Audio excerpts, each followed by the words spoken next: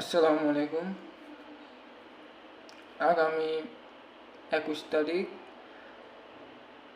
বাংলাদেশ বনাম পাকিস্তানের test match series, দুইটি টেস্ট ম্যাচের সিরিজে প্রথম ম্যাচ আগামী 21 তারিখে খেলাটি শুরু হবে। পাকিস্তানে এই খেলাটি শুরু হবে আগামী 21 তারিখ সকাল 11:30টায়। আগামী সকাল 11:30টায় বাংলাদেশ সময়। এই টেস্ট খেলা দুইটি টিভি চ্যানেলে সরাসরি সম্প্রচার করা হবে। এই দুইটি টিভি চ্যানেল হচ্ছে বাংলাদেশের স্পোর্টস চ্যানেল টি স্পোর্টস এবং আরেকটি চ্যানেল হচ্ছে জিটিভি।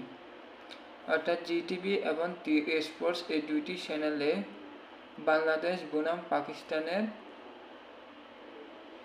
দুইটি টেস্ট ম্যাচের সিরিজ সরাসরি দেখাবে।